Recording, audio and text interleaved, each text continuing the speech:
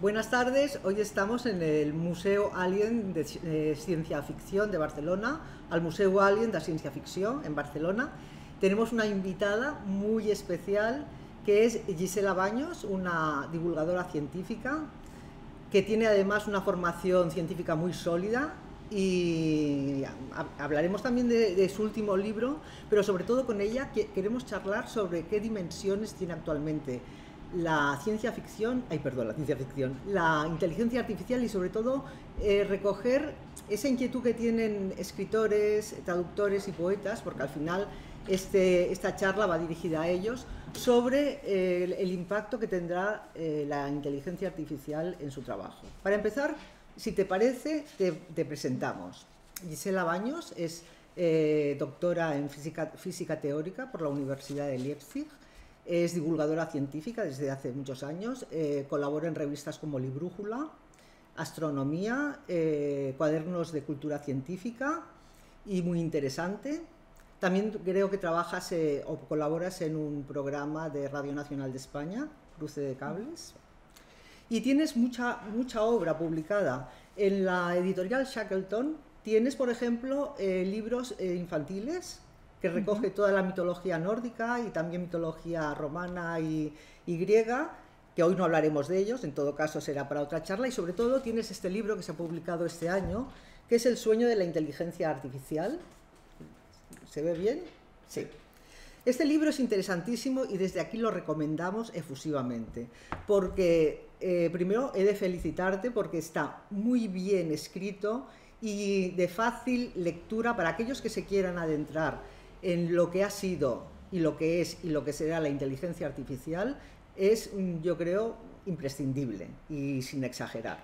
Entonces, sobre este libro y sobre los temas que tú planteas, vamos a ir charlando. En primer lugar, Gisela, te pregunto si eres amiga de la inteligencia artificial, si eres tecno-optimista o le tienes miedo a la inteligencia artificial.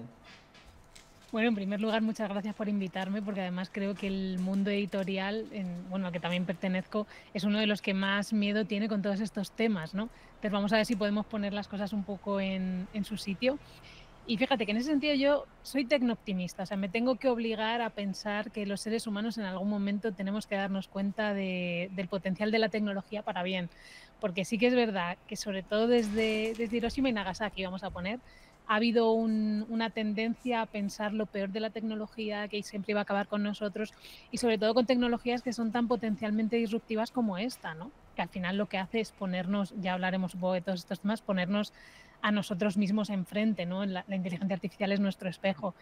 Pero quiero pensar, conociendo los potenciales que puede tener la inteligencia artificial, que vamos a explotar todos estos sistemas mucho más allá del beneficio económico o de las soluciones rápidas. Creo que se puede hacer mucho en los ámbitos de la optimización, en el ámbito médico, y que puede ser una herramienta que sí que puede cambiar el mundo para bien y para mal, pero no olvidemos que también puede hacerlo para bien, ¿no? Porque nos centramos mucho en lo negativo, pero supongo que iremos viendo todas las aplicaciones positivas que puede tener.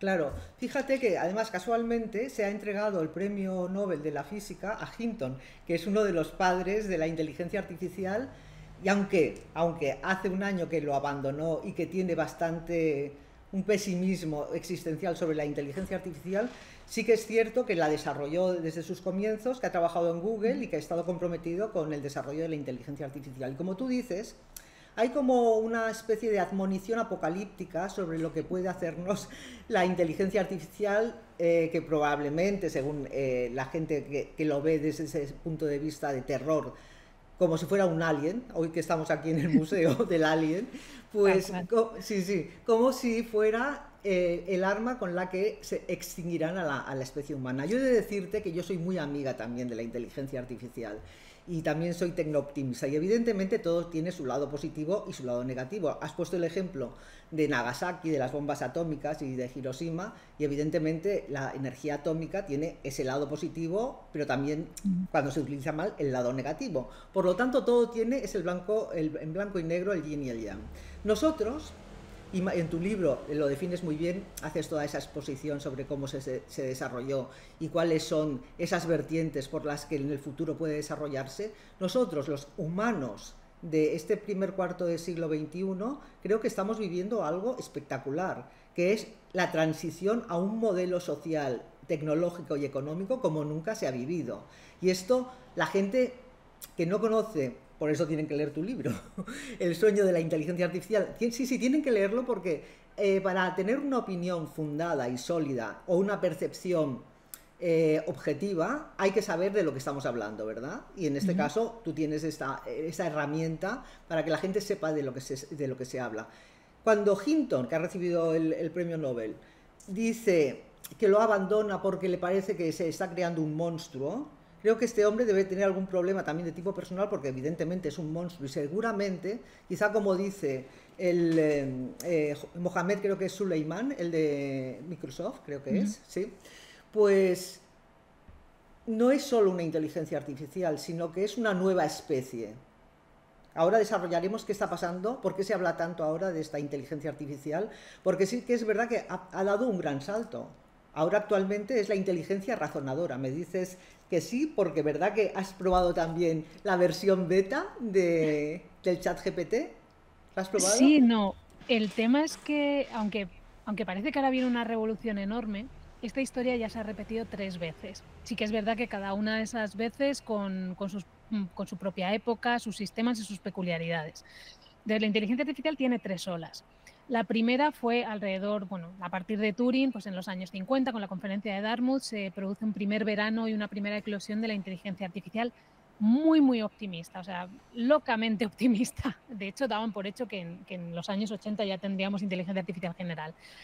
Entonces, era un poquito la misma expectación que estamos teniendo ahora, ¿no? De Dios mío, que nos van a sustituir, que vienen todos estos sistemas, que mira todo lo que vamos a poder hacer.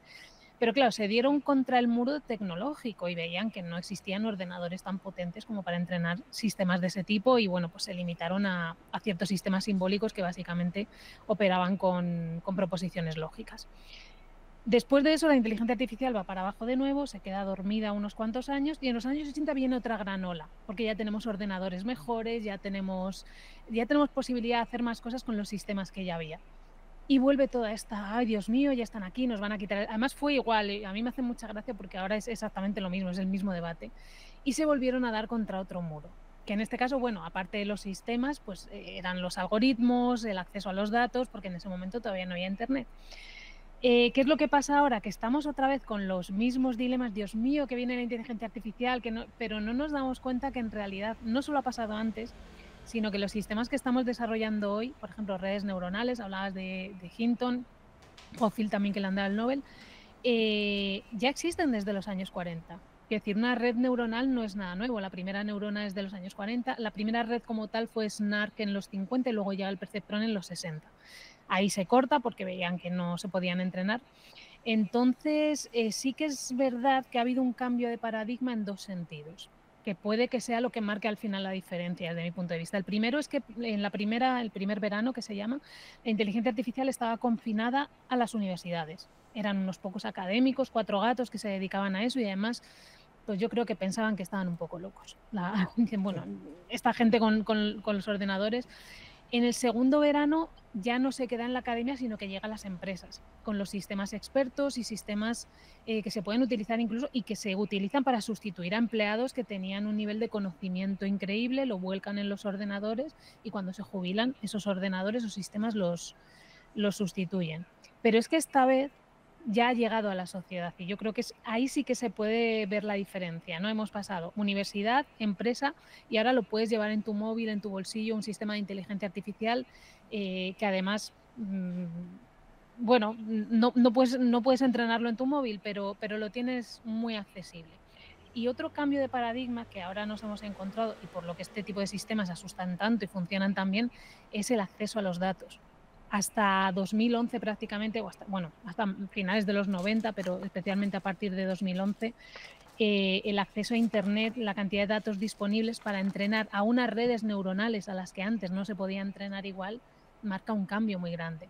Entonces, cualitativamente los sistemas no son tan distintos a los que teníamos antes, o bueno, sí que tenemos como las redes neuronales son mucho más avanzadas, eso sí, y hemos creado nuevos algoritmos, pero la idea es la que se sembró en los años 50 y 60. Lo que sí hemos podido es dar ese salto cuantitativo que está marcando la diferencia. Pero esa ruptura de cambio de paradigma, yo, por ejemplo, no la veo. O sea, no estamos ante algo esencialmente súper nuevo que no se haya hecho antes. ¿Estamos ante algo mucho más avanzado? Sí. Tenemos sistemas mucho más potentes, tenemos algoritmos mucho mejores, pero el principio de funcionamiento de una red neuronal hoy es más o menos el mismo que el del primer perceptrón. Lo único que ahora tenemos la posibilidad de entrenar más capas, hemos creado diferentes arquitecturas y, claro, funcionan increíblemente mejor, eso sí. Claro, sería un desarrollo lógico. Hemos llegado aquí por un desarrollo lógico, por las diversas Ujú. etapas que has ido describiendo. Y en el momento actual, en el que la inteligencia artificial se ha convertido también, al menos yo la he probado en el chat GPT, Mm, la versión O1 en ujú. beta, en razonadora, en que es capaz de, tarda más tiempo en responderte, pero sí que es verdad que sus argumentos están muy bien trabados. Entonces, este podría ser también el salto del que hablas tú, de paradigma, en el sentido de que estamos ya ante una inteligencia artificial que ha desarrollado un poder que ya no necesita, mejor dicho, la tutela de los seres humanos, que es capaz por sí misma ya de aprender, de crear analogías, de razonar sin la tutela de los que están detrás diciéndolo. Aparte de que otro de los grandes errores que mucha gente cree es que simplemente se nutre de los datos que hay en Internet y actualmente ya va un paso más allá, ¿verdad? Con todo ese nivel de Mm, analogías que es capaz de crear por sí misma con todos los datos, no solamente son los datos. Pueden crear, pero todavía necesitan tutela. O sea, tú sí que puedes poner a una red neuronal a aprender sola, pero y darle bastantes datos en bruto, pero todavía necesita que esté alguien ahí vigilando. Sí que hay aprendizaje automático, redes que lo hacen por sí mismas, pero no se aplican en todo. Ahí tenemos que tener bastante cuidado. No es lo mismo.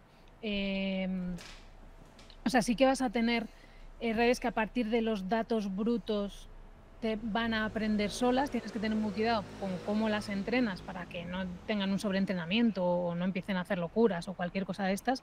Y luego sí que tienes otras que las tienes que enseñar, pero cada una de ellas vale para una cosa.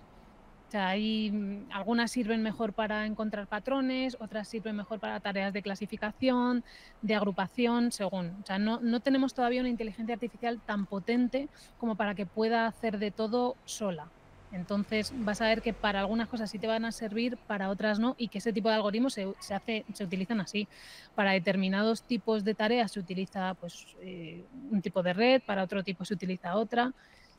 Pero yo no veo todavía que puedan ir sin supervisión. O sea, sí que el aprendizaje no supervisado no tiene tanto, pero los datos se los tienes que, digamos, mascar un poquito, no le puedes soltar, no se las sueltas. Normalmente la gente que entrena las redes neuronales le da los datos un poco mascados, ¿no? Masticados. Para que puedan trabajar con ellos. Sí, sí, No, sí. no es que de repente sueltes como una peli de ciencia ficción o que sueltes la IA en internet y de repente empieza a devorar. Sí. Tienes que saber qué tipo de datos le vas a dar, como otra cosa es que te ahorras clasificarlos. A veces también se hacen redes mixtas, clasificas una parte o etiquetas una parte, otra no.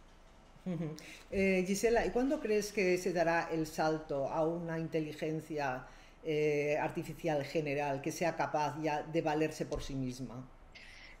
Aquí no soy tan optimista como pueda parecer, porque al final, aunque tenemos modelos muy avanzados y que estadísticamente cuentan con una barbaridad de datos increíble, lo que los hace muy precisos, al final estamos hablando de que la inteligencia ahora mismo podría entenderse como una propiedad emergente del cerebro. Es decir, tú tienes un grupo de neuronas, pero porque tengas un grupo de neuronas no significa que vayan a adquirir conciencia ni no sabemos realmente de dónde nace esa inteligencia. No estoy muy segura de que puedan hacer de los sistemas que tenemos ahora. A mí me da la impresión, y esto es completamente opinión, tal cual, o sea, esto ya es especulación mía, me da la impresión de que todavía vamos a necesitar un salto cualitativo grande en términos de computación para que pueda emerger una conciencia de uno de estos sistemas tiene que ser mucho más complejo. O sea, no veo que la suma de las partes de unas cuantas neuronas artificiales vaya a emerger de repente una inteligencia artificial general que sea completamente distinta. Yo sí que tiendo a pensar en términos de que a lo mejor la computación cuántica en un futuro bastante lejano, porque todavía estamos casi en la máquina de Babbage con los Ujú. ordenadores cuánticos, a lo mejor podría abrir alguna puerta en ese sentido. Pero yo con los sistemas actuales no lo veo. O sea, No no lo creo que ves. todavía queda muchísimo. Hinton hace unos días precisamente se publicó una entrevista y decía que él pensaba que el momento actual de inteligencia artificial llegaría, esto lo pensaba hace, pongamos, 10 años o 15 años, llegaría en 50 años y claro, evidentemente ha llegado ya. Y cuando esa misma pregunta que te he hecho a ti se la hacían a él, pues él sí decía, bueno, 5 años, dice, pero claro, no lo sé porque me he equivocado ya varias veces. Lo que sí está claro es que se ha producido una especie de burbuja de inteligencia artificial en los medios. Todo el Mm. mundo habla de inteligencia artificial, no sé si explotará o no esta burbuja. Pero sí que podemos, para dar un poco una descripción de lo que hace de manera práctica la inteligencia artificial ahora, es dar una visión positiva, porque la tiene también, por ejemplo, en biomedicina. Se Ujú. está aplicando y evidentemente está ayudando muchísimo a médicos, a cirujanos, a los pacientes. Y también en investigación biomédica, que lo que antes tardaba un equipo de investigación un año, probablemente ahora se han acortado los tiempos y pues pueden hacerlo en semanas a lo mejor, no lo sé, o en días. Entonces, ¿qué opinas? ¿Cuáles son los campos en los que vamos a disfrutar de esa inteligencia artificial en favor de la humanidad? Fíjate, lo de hacer predicciones de Hinton lo llevan haciendo desde los años 40 y siempre está como como a 50 años, una cosa así. Al principio Sí, eran los 80, Kurzweil luego dijo que sí, en 2045. De hecho, hay una parte del libro ya hacia el final que recoge unos cuantos sí, testimonios de predicciones. Entonces la cosa está un poco ahí que, bueno, a ver, yo soy partidaria del cambio en términos de computación. Y luego sobre las aplicaciones positivas, pensemos que una inteligencia artificial, en el ámbito médico es muy interesante, porque si un médico puede ver, a 200 pacientes en determinado periodo de tiempo, una inteligencia artificial puede ver a lo mejor a 2 millones. Luego tendremos que empezar a preguntarnos de dónde van a salir esos datos médicos, bajo qué, que es otra cuestión ya más legal. Pero claro, a la hora de reconocer patrones en una radiografía, en una resonancia, eso las inteligencias artificiales lo hacen muy bien ya. Entonces pueden determinar detalles que a lo mejor al ojo humano se le están escapando. Y la experiencia de un médico que tiene un número de pacientes limitado se puede multiplicar varios órdenes de magnitud en el caso de una inteligencia artificial que puede establecer patrones entre diferentes tipos de pacientes, diferentes tipos de patología, cómo se relacionan unas con otras. Por este tipo de inteligencias artificiales han existido prácticamente desde el principio. En los 80 ya había sistemas médicos que podían hacer diagnósticos y cosas del estilo. Pero claro, tenías un sistema muy limitado para una patología muy limitada, que además tenías que mantenerlo al día, los médicos tenían que aprender a utilizar 25 sistemas diferentes. Ahora no. Ahora podemos tener una herramienta para los médicos, yo creo que seguirán siendo necesarios. Vamos, no sé cuánta gente le gustaría ser atendido solo por una IA, pero pueden manejar una cantidad de datos que no somos conscientes del potencial que tiene eso. El otro día salía, creo, un CEO de Google o no recuerdo quién, hace un día o dos, diciendo que como el cambio climático ya no, como no podíamos hacer ya nada contra el cambio climático, la única manera era poner a trabajar a las IAs para que buscaran soluciones porque ya no íbamos a revertirlo. Esa es una visión que a mí se me ha pasado muchas veces por la cabeza. No estamos haciendo mucho por paliar mm, el cambio climático ni nada parecido, pero a lo mejor sí que podemos utilizar la inteligencia artificial para optimizar recursos, para hacer predicciones meteorológicas. Por ejemplo, la meteorología es un sistema complejo que requiere de un montón de datos para poder hacer predicciones. Por eso siempre la semana que viene no va a llover y de repente te cae se equivocan. el tormentazo, Sí, pero cuanto más lejos mires, claro. más error se va acumulando, ¿no? Pues a lo mejor la inteligencia artificial nos sirve para hacer modelos complejos de este estilo, sobre todo en una época como ahora que estamos con fenómenos meteorológicos extremos, etcétera. En el mundo de la logística, de la energía, o sea, todo lo que sea optimizar recursos de cualquier tipo, ya sea tiempo, mano de obra, materias primas, lo que sea, se puede utilizar una inteligencia artificial para eso. Y eso puede suponer un cambio enorme. O sea, se han utilizado también en la carrera espacial. Ya hemos enviado, bueno, lo estamos viendo en los rovers de Marte, ¿no? Muchos de ellos tienen inteligencia artificial, son capaces de moverse y tomar decisiones de forma autónoma. Pensemos que hay un retardo de tiempo entre que mandamos la señal y no. El rover tiene que saber no caerse por un terraplén en caso de que lleguemos tarde. Entonces, los potenciales son increíbles. Hace poco también una inteligencia artificial, hasta donde sé, consiguió encontrar una manera nueva de multiplicar matrices. Que dices, pero vaya tontería, ¿no? Puede ser una tontería o no si pensamos que gran parte de la cosmología y de la física se basa en la Claro. multiplicación de tensores, que son un tipo de matrices. Y a lo mejor nos está ahorrando, está mejorando los métodos de cálculo. Y lo que a lo mejor por métodos normales o un científico podría haber conseguido en un año, pues de repente lo podemos hacer en mucho menos, ¿no? Todo el análisis de datos de los experimentos del LHC, por ejemplo, del CERN, Sí. todos los datos que nos proporcionan los observatorios de todo el mundo, que son tal cantidad que es que los científicos no dan abasto para Mm. analizar todo eso. Yo qué sé, es que no solo pueden analizarlos, sino directamente trabajar sobre ellos y a lo mejor encontrar patrones que nos lleven a leyes de la física. Entonces, en ese sentido, yo le veo tantísimo potencial que es una pena que al final, como digo yo siempre, lo utilicemos para memes de gatitos, ¿no? Para hacer Exacto, la, sí. para La hacer la broma, sí, gracia sí, de, sí, sí, sí. claro, Claro, bueno, mira, le troleo y no sé qué, que yo también lo hago, ¿eh? O sea, si sí, no sí, digo sí, tampoco sí. que no. Pero sí se banaliza, ¿verdad? Se banaliza cuando puede Mm, tener un uso, y lo tiene, vaya, no que puede tener, lo tiene, porque estabas hablando ahora de la cuestión biomédica y los diagnósticos, y leí el otro día, no sé si será tan cierto como lo publicaban, que en algunos hospitales públicos chinos, pues la primera fase del triaje de enfermos, pues tenían una inteligencia artificial que metía todos los síntomas y era capaz de diagnosticar con un nivel de precisión muchísimo más alto que el de los médicos, porque claro, como tú dices, tienen mm, muchísima información y de esa información, y de hecho, ya no solamente en la rama biomédica, yo te puedo contar un caso, bueno, yo provengo de lo jurídico, ¿sabes? Y entonces, bueno, no voy a decir nombres, pero un caso conocido de un abogado que tenía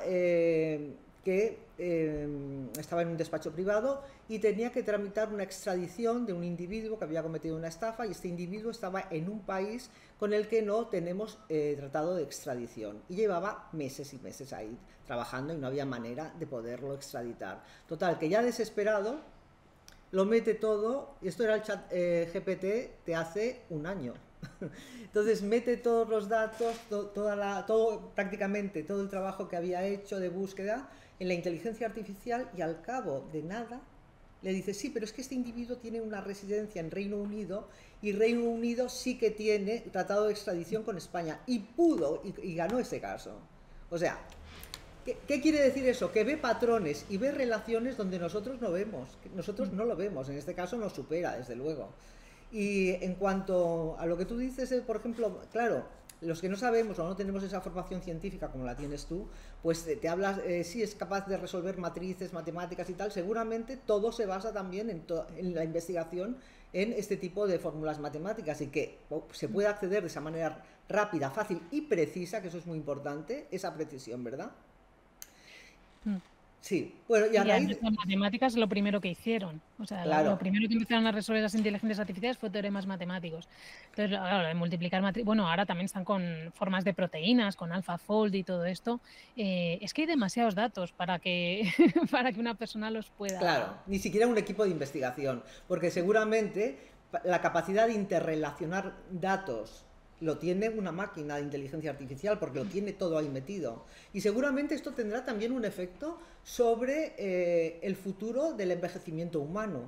Seguramente esto, los Puede Elon ser. Musk, los Kurzweil, que tú también lo citas, todos estos que se llamarían transhumanistas, que están por lo de no envejecimiento, pues probablemente eso también es una vía de conocimiento de cuáles son los elementos que pueden ayudar a paralizar o a disminuir o a aliviar los síntomas del envejecimiento. O sea que es que realmente es enorme. Mira, el otro día estaba leyendo algo sobre inteligencia artificial y decía el que había escrito el artículo, es que cualquier cosa que un ser humano pueda hacer, lo hará mejor la inteligencia artificial. Y yo creo que va por ahí.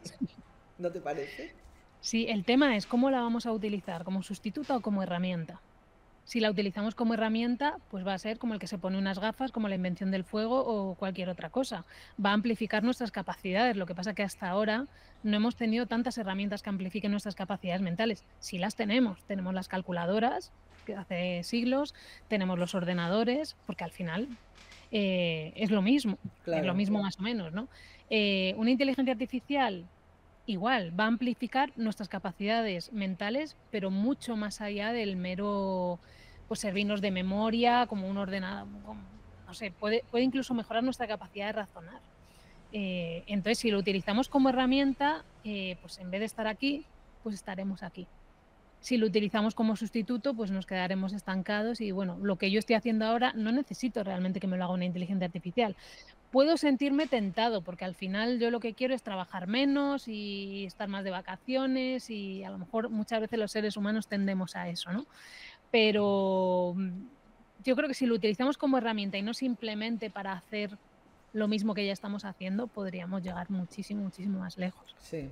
Hombre, esto también seguramente provocará, en el caso de que la inteligencia artificial sustituya, como es el caso que sustituirá, igual que en la industria automovilística ya hay robots, donde antes había una cadena de montaje, pues ahora hay un solo robot, pues evidentemente es un cambio tecnológico y como cualquier cambio tecnológico implica que Ujú, desaparecen empleos y aparecerán otros, o en este ujú. caso quizá no aparecerán tantos. Pero la cuestión también, Gisela, me planteo, es que en un futuro en el que la inteligencia artificial sustituya trabajos mecánicos, sustituya, por ejemplo, médicos en los primeros diagnósticos, sustituirá muchísimos empleos. ¿Qué pasará con esta población? Una población, pues estamos ya en 8.000 millones de personas, si una parte, un tercio de esa población se queda sin poder desarrollar un trabajo porque eso ya lo están ocupando y mejor que ellos en la inteligencia artificial. Decía uno de estos, como tú también citas a Alvin Toffler, también es uno de los profetas del futuro, pues también otro profeta del futuro hablaba de que será necesaria una renta básica universal, porque habrá tantísima gente que no tendrá nada que rascar, que necesitarás, bueno, es posible que el futuro de la humanidad vaya también por ahí, ¿no? ¿Cómo lo ves? Sí, con esto hay bastante debate. No sé muy bien por qué, porque yo siempre he dicho, cuando dicen, nos van a quitar el trabajo, pues mi respuesta es muy parecida a lo que has dicho. Claro, para eso creamos la inteligencia Claro, artificial, para que claro, nos quite el trabajo. evidentemente, sí, Y siempre ha pasado y siempre ha sido así. Cuando ha llegado sí, una tecnología nueva se ha utilizado. claro. Ahora, la cuestión es la que planteas. ¿Qué vamos a hacer con toda esa gente que se queda entre medias? Yo creo que, y siempre lo digo, no va a afectar ni a los trabajos precarizados, porque no sale rentable entrenar un sistema de estos para hacer algo que lamentablemente puede hacer una persona en una situación de vulnerabilidad y eso es así. No creo que vayas a decir, bueno, pues si me cuesta 2 céntimos que esta persona me haga este trabajo en ciertas condiciones, no voy a pagar 2 euros porque lo haga una IA. Y eso es muy triste, pero creo que no, vamos, que va a suceder. Y luego tenemos los trabajos de la gente que está por encima, que es la que es la necesaria para que estos sistemas funcionen, para entrenarlos, para seguir adelante, o incluso los artistas que estén con su voz propia y sus características propias. Pero claro, la gente de en medio, yo creo que es la que le puede afectar más. Que es lo que dices, ¿qué vamos a hacer con toda esa gente? Hay muchas visiones, lo que dices, de rentas básicas universales, vamos a ver, lo malo es que se me están ocurriendo ahora mismo A ver, dos vertientes. Hay una novela que se llama Las Torres del Olvido que trata precisamente este tema, ¿vale? Que no sé si la has leído, a mí me parece maravillosa. Habla de una sociedad después del cambio climático, la automatización, mucha gente expulsada del sistema. ¿Puede darse eso?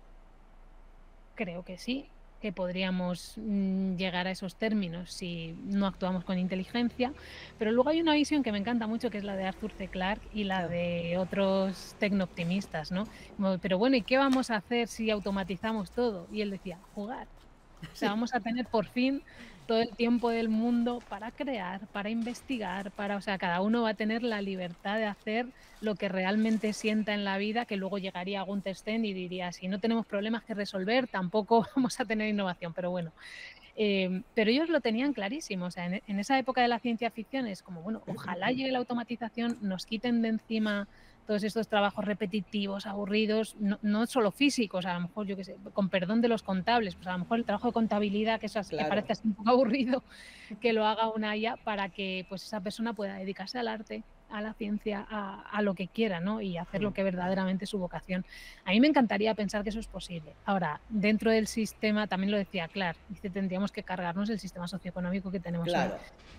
En el Que contexto actual, yo creo que vamos a las torres del olvido, sí, sí, lamentablemente. totalmente. Porque está claro que es insostenible una inteligencia artificial muy desarrollada que suplante, vamos a llamar suplante al ser humano en muchísimas actividades y que todo siga tal cual. Eso va a provocar unos conflictos irremediablemente, grandes conflictos sociales y grandes conflictos políticos también. Porque otra de las cuestiones es que la inteligencia artificial por ahora está en manos de grandes corporaciones. El control político no está trabajando o no está controlando eso. Esa es otra de las cosas. Mira, ahora como ya llevamos bastante rato hablando, vamos a dedicarle un poquito a gente que tú conoces y a gente que yo conozco, que son escritores, poetas y traductores.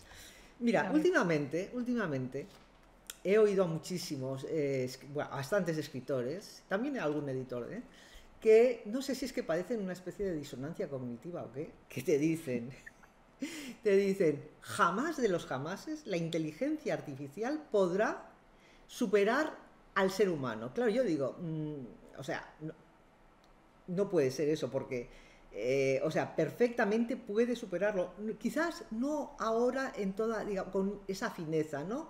Pero lo va a superar. Es que cualquier... Mira, te voy a contar el último experimento que hice para preparar esta charla hace una semana y media. Me puse con el chat GPT la versión beta 0.1 y entonces empecé a escribir un párrafo de una especie de novela, ¿sabes? Una novela inventada y le dije a la AI, ahora sigue tú en el siguiente párrafo y hazlo exactamente en el mismo tono y el mismo estilo de este primer párrafo. Bueno, así hicimos salieron 4 folios. No dije nada y esos 4 folios los pasé a 3 personas y les dije, a ver, si sois capaces de ver las diferencias, cada párrafo lo ha escrito alguien, no dije quién. Oye, no supieron ver la diferencia, ni yo misma. O sea, realmente tiene un nivel, bueno, el mío quizás sea muy bajo, pero la cuestión es que es capaz. Y otra cosa es que quizá esta manera de decir que la inteligencia artificial nunca podrá superar la creación humana, creo es una manera también, ¿sabes? Como estos padres que tienen unos hijos muy feos, que no son capaces de reconocer que son muy feos y dicen, no, no, está bien. Pues no. O sea, la cuestión es que más vale reconocer la inteligencia artificial ahora y seguramente dentro de un año será capaz de emular perfectamente a cualquier escritor con el mismo estilo y de hecho ya lo hace también, ¿sabes? Y las traducciones pues son bastante ajustadas. Y nosotras, te digo, Eugenia Tusquets y yo, hace 2 años publicamos un libro y ese libro pues nos lo recogieron para hacer en Gran Bretaña, ¿sabes? En Reino Unido, pues como unos libros publicados en castellano que estaba bien. Bueno, la cuestión es que nosotras nos dedicamos en el verano de 2023 a hacer la traducción y usamos el chat GPT y otro programa que es también de traducción. Pues nos tradujo todo el libro, íbamos párrafo a párrafo viendo que realmente tal. Alguna vez sí he de decirte que el chat GPT nos abroncaba, porque cuando se hablaba, el libro era sobre Ana Karenina, ¿sabes? Y, y Janeire, y entonces nos abroncaba porque si poníamos algo sobre la esclavitud en la Rusia zarista, nos decía, esto es intolerable, esto no se puede poner, o sea que había un consejo moral ahí, eso claro, lo sacábamos, pero eso hace un año, lo conseguimos traducir entero, luego sí es verdad que pasó una traductora, ¿sabes? Y a una correctora, pero nos dijo la propia correctora, es que está muy bien esta traducción, es que hay que tocar muy poco. Y eso hace un año, imagínate ahora. Por lo tanto, ¿qué podrías decirle tú a los escritores, que tú eres escritora, yo también soy escritora, a los traductores, a los poetas? ¿Han de tener miedo o han de alegrarse porque seguramente van a poder disfrutar haciendo también algún tipo de experimento, ¿no? Con la AI. sí, yo creo que de todas formas tienen suerte porque de momento hay mucho ludita que va a rechazar todos estos trabajos con IA y hay bastante movimiento al respecto. De todas formas, has dado un detalle que creo que también es importante en este caso, y es que todavía tenías que supervisar a la IA, tanto para darle un párrafo para que ella continuara, como a la hora de hacer la traducción había que estar un poquito mirando a ver qué hace, no me la vaya a liar. Porque sí que es verdad que ChatGPT a veces tiende a liarla un poco o Sí. a contarte cosas random, pero sí que creo, por ejemplo, el trabajo de traducción sí que creo que puede tener un poco más de peligro porque es más mecánico. Entonces, al final, en el momento que aprenda a manejar 2 idiomas, creo que sí que puede ver esas relaciones de, bueno, esto no lo voy a traducir literal.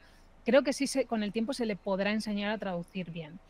Por ejemplo, el trabajo de corrector, que yo también hago bastante, lo mismo, yo estoy convencidísima de que en breve me sustituyen, o sea, no tengo ninguna duda, porque muchas veces es muy mecánico. Realmente hay libros que es que son siempre los mismos errores y bueno, sí que a lo mejor tienes que tener un poquito de mano para alguna cosa más sutil, pero creo que eso también lo podrían llegar a aprender. Ahora bien, si es con autores a lo mejor más consagrados, más creo que lo pueden tener o que tienen más matices, más humanismo y tal, lo veo más complicado porque eso todavía no lo interpretan muy bien. Sí que creo que en todo lo que sea, lo que yo digo arte de estar por casa, ilustraciones de Ah, rutina exacto, hemos hablado para de eso. anuncios. Claro, o panfleto de, no lo sé, o librito, que bueno, como que puedo escribir yo, no quiero decir, no un autor consagrado, ni un premio Nobel de literatura, ni nada de esto, todo eso sí que creo que lo puede sustituir y que en breve lo hará. Que sea capaz de sustituir a un poeta consagrado, con una personalidad y una voz muy propia, a lo mejor lo puede emular, pero creo que esa gente no, quiero decir, no veo que esos artistas peligren porque la gente va a querer leer algo auténtico suyo, no de una IA. Entonces, aunque es como conformarte con la lámina de Van Gogh que puedes comprar en cualquier lado en vez del Van Gogh original, ¿no?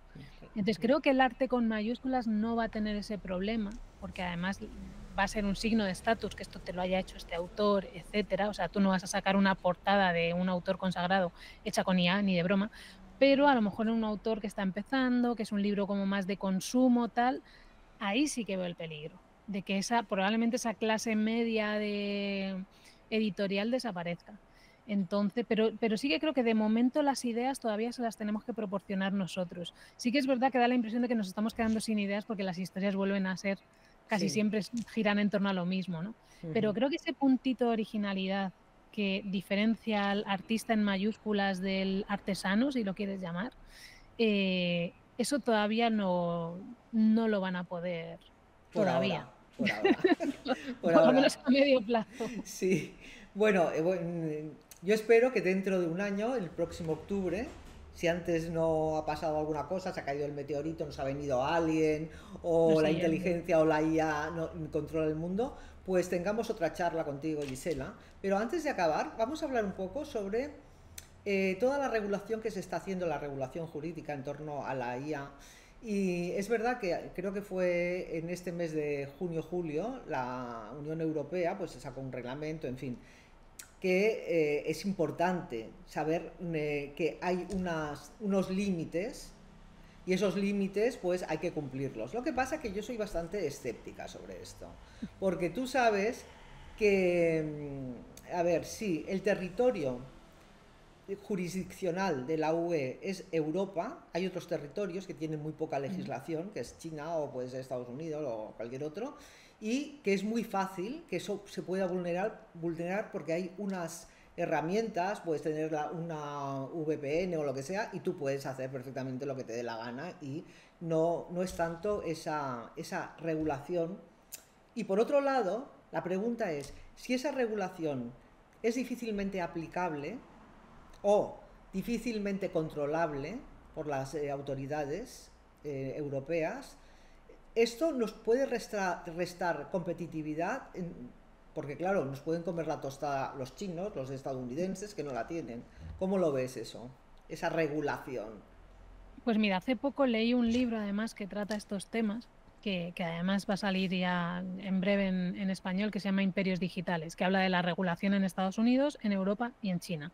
Y da una perspectiva muy interesante de cuál es la aproximación de cada uno, ¿no? Enfocando la libertad absoluta esta estadounidense, otra basada en los derechos y otra basada más en la vigilancia, ¿no? En el Estado. Y los debates son más o menos el mismo, ¿no? ¿Qué está regulando qué? ¿En qué afecta qué? Y al final la conclusión a la que se llegaba es que al final ninguna de las tres regulaciones funcionaba todo lo bien que se esperaba, porque los estadounidenses se daban cuenta de que necesitaban también cierta regulación basada en derechos como Europa, pero Europa también tendría que dejar un poco de manga ancha para que pudieran emerger empresas y fuera más competitivo. También es verdad que el mercado estadounidense es un mercado enorme y unificado, y en Europa tenemos no sé cuántos países con sus propias culturas, sus idiomas, y entonces, claro, escalar una empresa a nivel europeo no tiene nada que ver con escalarla en Estados Unidos y escalarla en China, con lo cual el problema no es solo la regulación, es que el mercado europeo tiene unas peculiaridades que no permiten muchas cosas.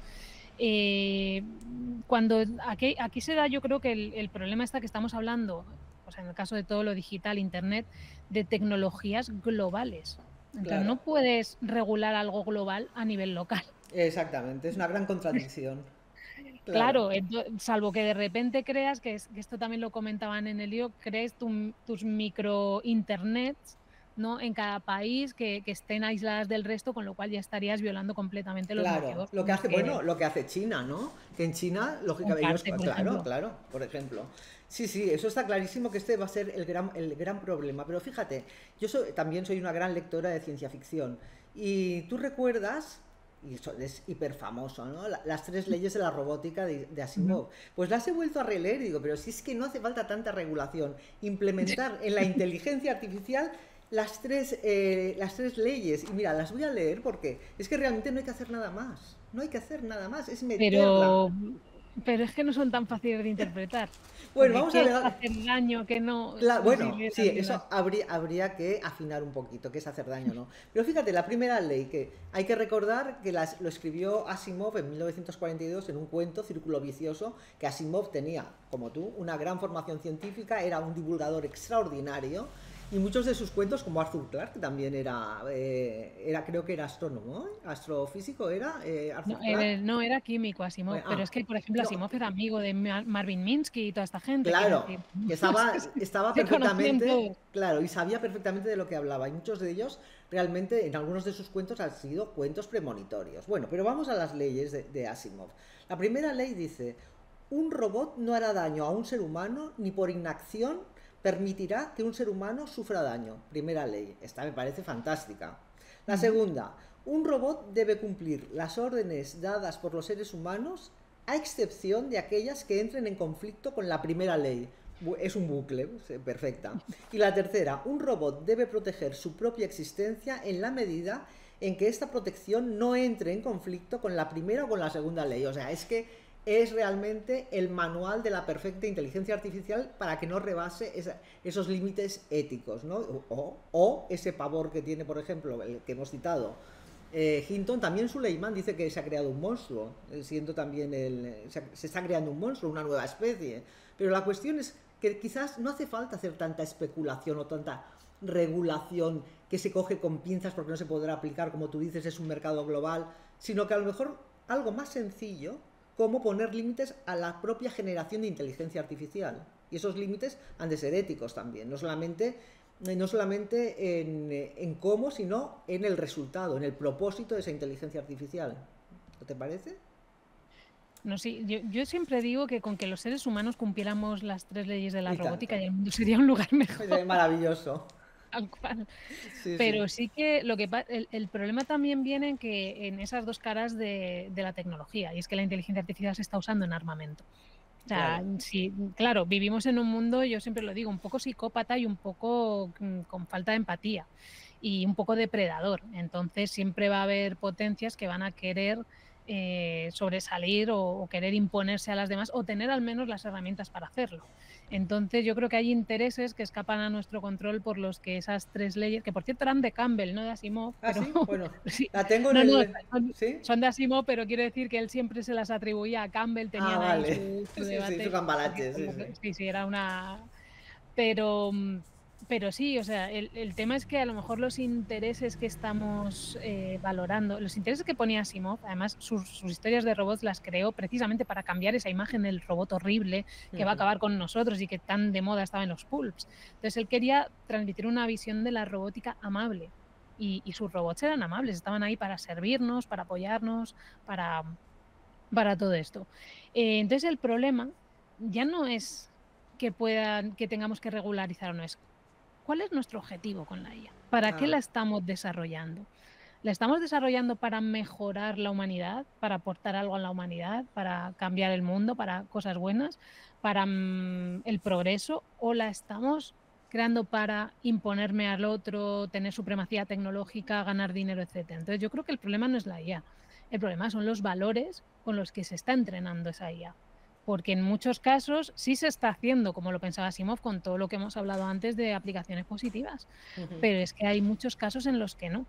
Entonces, yo creo que lo que se intenta es regular para esos casos, porque si no existieran no haría ni falta, o sea, tendríamos las 3 leyes de la robótica porque es lo lógico, Claro. ¿no? Pero el tema es que los intereses que hay debajo, yo no sé si a lo mejor también Hinton y todos estos van un poco también por ahí, es, para qué la estamos usando y porque, bueno, Sam Altman ahora mismo es un villano de Marvel. Total, totalmente. Sí, OpenAI sí. empezó como una organización sin ánimo de lucro y de repente en cuanto hemos visto que caían los dólares ya hemos cambiado de opinión. Sí, Y de hecho sí. tenían bueno, todas las empresas de AI tienen un manifiesto ético que bueno, ya tal, si lo estamos y el manifiesto ético es muy parecido a las 3 leyes, ¿no? Un poquito más desarrollado. Pero claro, mientras no tengamos claro hacia dónde vamos a regular. Entonces, yo creo que sí, Europa intenta un poquito ser más asimoviana, pero claro, otros intentan ser competitivos, China quiere, está fomentando más bien la vigilancia y el control, entonces, ¿cuál es el objetivo con el que estamos legislando? Porque yo creo que ni siquiera eso está claro, Sí, en sí. muchos casos. Sí, aquí desde luego el punto de inflexión es los legisladores, porque lo has dicho perfectamente. ¿Cuál es el propósito? Y ese propósito tiene muchas patas. Es como un pulpo, porque claro, en la cuestión armamentística no van a retroceder para nada. De todas maneras, yo creo que esto va a ser un camino sin retorno, porque ¿quién controla esas corporaciones? ¿Quién controla la IA aplicada a la, digamos, a la industria de la guerra? Mm. Esto difícilmente se va a controlar. Entonces, quizás lo que nos queda a los seres humanos es intentar aprender el máximo posible de la IA, aprender, usarla para beneficio de la humanidad personalmente, porque claro, tampoco podemos acceder, y, y verlas venir, a ver qué pasa. ¿No te parece?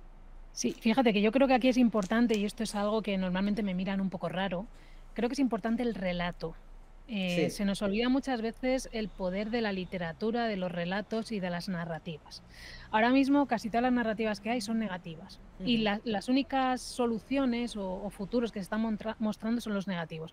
Ni siquiera hay hueco en muchos casos o debate que pueda llevar a alguien a pensar que esto es bueno. O sea, en muchos casos yo estoy convencida de que hay gente que ni siquiera le ve una aplicación buena a la IA, porque el relato que se está contando es van a acabar con Totalmente. nosotros y el control y es todo como muy apocalíptico. Sí, Entonces, se sí. está contando muy poco la parte positiva que encontramos en Asimov y con lo que te comentaba antes de Clark, de que podríamos Mm. jugar, directamente se está descartando que eso sea posible y evidentemente si lo descartamos no va a pasar nunca. Entonces creo que es muy importante desde el terreno de las humanidades que también se cuenten, se valoren, se busquen esas otras historias, esas otras aplicaciones, simplemente para decir, para sembrar la semilla, ¿no? Para decir, hay alternativa. O sea, esto no es todo así, puede ser así, evidentemente. Yo no Sí, digo que sí. cerremos los ojos a lo malo, pero existen alternativas. ¿Por qué no las estamos valorando?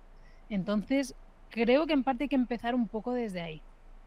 Lo que pasa que, bueno, si llevamos un montón de décadas con narrativas muy negativas y todo esto, entonces creo que habría que empezar por visibilizar eso también, siempre con un ojo en cuidado, que también puede salir mal, pero tampoco podemos, igual que antes que muchas personas se decían, no es que pecan de tecnooptimista. Bueno, el otro día me comentaba un amigo, es que me han llamado tecnooptimista como insulto.